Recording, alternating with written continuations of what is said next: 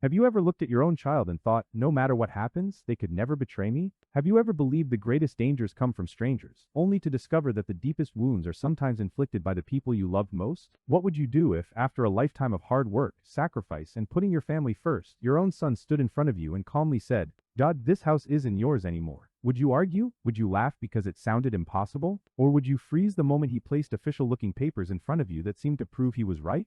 And if everyone else believed those papers, who would believe you? Stay with me because what happened next changed my life in a way I never thought possible. For 42 years, that house was more than a place to live. It was the story of my entire life. Every room held a memory. I could still picture my wife carefully choosing the curtains for the living room, the pencil marks on the hallway wall recording our children's heights every birthday, and the old oak tree we planted together during our very first week there. It wasn't the biggest house in the neighborhood, nor the most valuable, but every brick had been earned through early mornings, late night shifts, missed holidays, and countless sacrifices. After my wife passed away 3 years earlier, those walls became my connection to her. It was the one place where I could still feel her presence. My son, Daniel, had started visiting more often in recent months.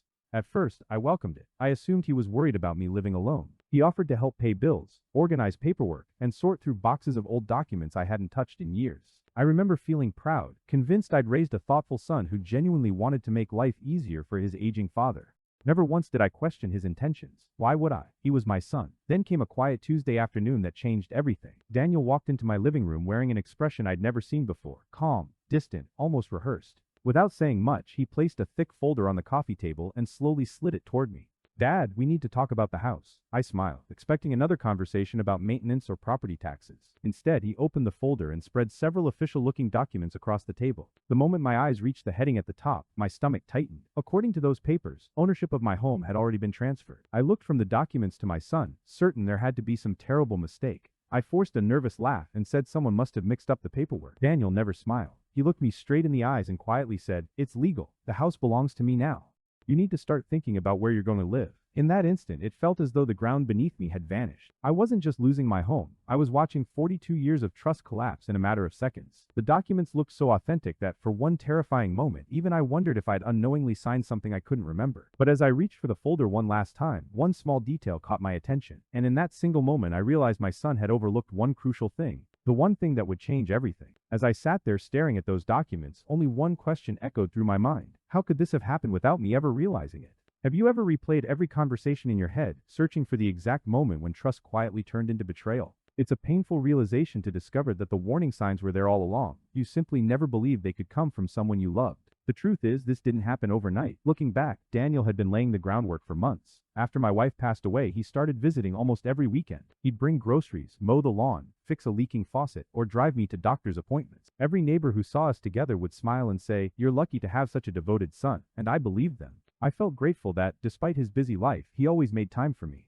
What I didn't realize was that while I saw kindness, he was quietly building something far more valuable, my complete trust. One afternoon, he suggested it was time to simplify my finances. He explained that older homeowners often ran into legal complications when their paperwork wasn't properly organized. It sounded perfectly reasonable. He arrived with neatly labeled folders, colorful sticky notes marking important pages, and patiently walked me through what he called routine updates. He said keeping everything current would make life much easier if I were ever hospitalized or unable to manage my affairs myself. I appreciated his concern. At my age, accepting help from family no longer feels unusual. It feels sensible. Over the next several weeks, more paperwork appeared. Some documents related to insurance. Others involved tax records, utility accounts, and what Daniel described as standard property update. Every time, he pointed to a signature line and said with reassuring confidence, "Just sign here, Dad." I skimmed a few pages, but I never examined every word. Why would I? I wasn't dealing with a stranger or a salesman. I was trusting the little boy I'd once taught to ride a bicycle, tie his shoes, and believe that family always looked after one another. Then came the afternoon when everything fell apart. Daniel invited his wife and his younger sister over, saying we needed to discuss an important family matter. Before I had a chance to ask what was going on, he placed the same folder on the dining table and calmly announced that the house now belonged to him. My daughter stared at the documents, then looked at me in complete disbelief. Daniel's wife remained silent, her expression suggesting none of this came as a surprise. Within moments, I found myself defending ownership of the very home I'd worked my entire life to provide. Every time I tried to speak, those official-looking papers seemed to carry more weight than my own words. The room felt smaller with every passing second, and I could feel control slipping away. Unable to bear another minute, I quietly walked out of the room. My hands were trembling so badly I could barely turn the doorknob. I couldn't decide what hurt more, the possibility that I'd unknowingly signed away my home, Or the realization that my own son had planned every step of this long before I ever suspected a thing? I wandered into my late wife's old study, desperate to clear my thoughts. As I stood there in silence, my eyes settled on a small wooden box she'd always insisted we keep, no matter what. In that instant, a memory came rushing back. A promise I'd made to her years earlier, a promise I'd almost forgotten. And that forgotten promise was about to expose the one mistake Daniel never imagined I would uncover. As I stood alone in my late wife's study, one question kept circling through my mind. Have you ever remembered something at the exact moment you needed it most? Sometimes, when everything seems lost, it isn't luck that saves you. It's a single decision made years earlier, one that seemed insignificant at the time. Standing there, I could only hope that this was one of those moments. The wooden box sat exactly where my wife had always kept it, on the top shelf of the bookcase. It wasn't anything remarkable. The corners were worn smooth with age, the brass latch had lost its shine, and a thin layer of dust covered the lid. Yet the moment I saw it, I could hear her voice as clearly as if she were standing beside me. Promise me we'll always keep the original house papers safe. No matter how many copies people ask for, these never leave this box. Back then I'd smiled and teased her for worrying too much. Now, those words felt less like a memory and more like a warning she had somehow left behind for me. With unsteady hands, I opened the box. Inside were decades of our life together, old family photographs, our marriage certificate, insurance policies, handwritten letters, and neatly labeled envelopes in her familiar handwriting. As I searched through them, my heart pounded harder with every passing second. Then I found it. Tucked beneath a faded blue folder was the original property deed. I carefully unfolded it and placed it beside the copies Daniel had shown me only hours earlier. At first glance, they looked almost identical. The address matched. The property description matched. Even the official formatting appeared the same. But the longer I studied them, the stronger the feeling became that something wasn't right. One page immediately caught my attention. The signature looked like mine, but it didn't feel like mine.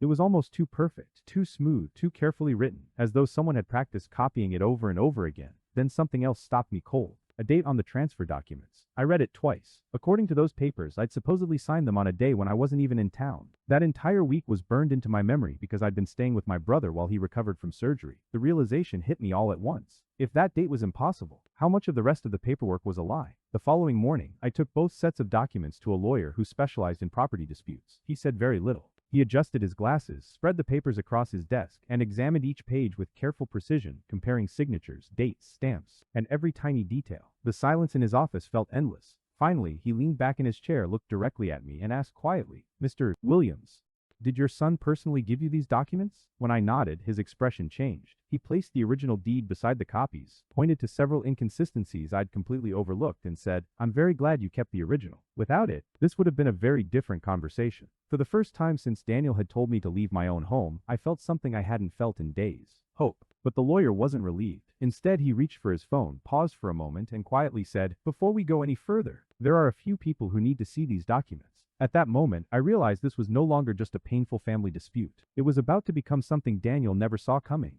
Have you ever noticed that the truth rarely reveals itself all at once? Instead, it comes one piece at a time. And have you ever seen how someone who seems completely confident begins to unravel the moment the right questions are asked? That's exactly what happened next. For the first time since my son had told me to leave my own home, I wasn't holding on to hope anymore. I was holding on to facts. My lawyer wasted no time. He contacted the county recorder's office, requested certified property records, and arranged for every document to be carefully examined. Then came the waiting. Every hour felt like an entire day. I barely slept that night. My mind kept drifting between two possibilities. Part of me prayed there had been some terrible misunderstanding. The other part feared something far worse, that my own son had planned every step of this from the very beginning. Neither thought brought me any peace. 2 days later, my phone rang.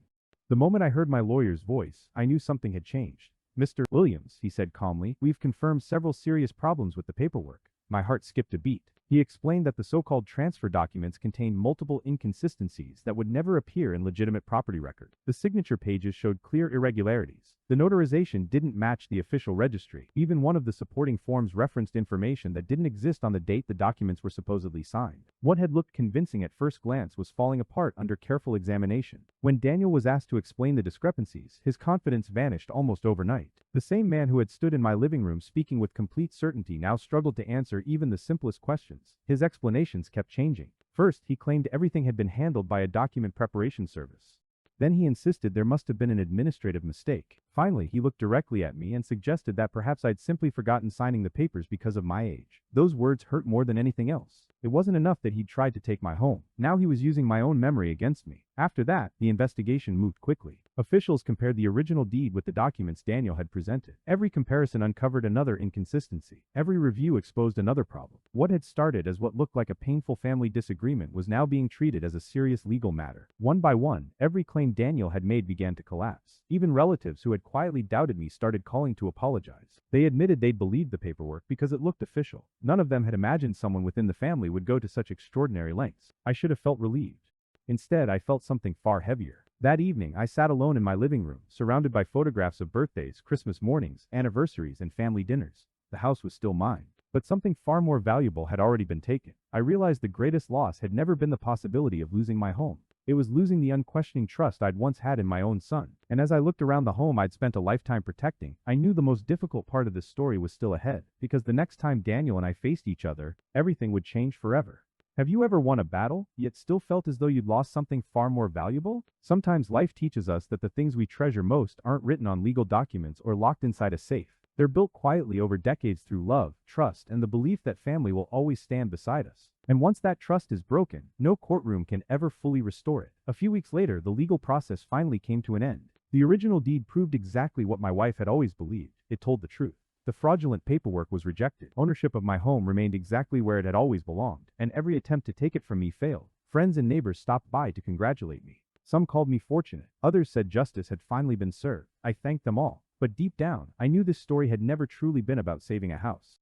It was about discovering how easily trust can be destroyed when greed takes its place. In the weeks that followed, Daniel reached out several times. He wanted to explain. He wanted to apologize. He said financial pressure had driven him to make decisions he never imagined he would make. I listened, not because everything was forgiven, but because he was still my son. A parent's love doesn't simply disappear because it's been wounded. But love and trust are not the same thing. Love can survive incredible pain. Trust has to be rebuilt. Slowly, patiently, and through actions rather than promises. I told him I genuinely hoped he would rebuild his life honestly. But I also told him that some doors, once broken, take a very long time to open again. That evening, as the sun slowly disappeared beyond the trees, I walked through every room in the house. I paused in the hallway where pencil marks still recorded my children's heights from years gone by. I smiled at the photographs my wife had carefully arranged and never wanted moved. For the first time in weeks, the house felt peaceful again. It reminded me that a home is never valuable because of its price. Its true worth comes from the memories protected within its walls. And those memories were something no forged document could ever steal. If this experience taught me anything, it's this. Never be afraid to protect what you've spent a lifetime building. Read every document carefully. Keep your important records somewhere safe. Ask questions, even when the person asking you to sign is someone you deeply love. Trust is precious, but wisdom is what protects it. Being careful doesn't mean you love your family any less. It simply means you respect everything you've worked so hard to create. And if this story resonated with you, let it be a gentle reminder that your life's work deserves to be protected. Sometimes the greatest inheritance we leave our children isn't a house, a savings account, or anything money can buy. It's the example of honesty, integrity, responsibility, and respect. Because homes can be rebuilt, money can be earned again, but a family's trust, once it's broken, it may take a lifetime to restore. If this story touched your heart, consider sharing it with someone who might need this reminder today. And if you've ever learned an important life lesson through hardship, I'd love to hear your story in the comments. Because sometimes, the strongest foundation of any home isn't concrete or brick, it's the truth.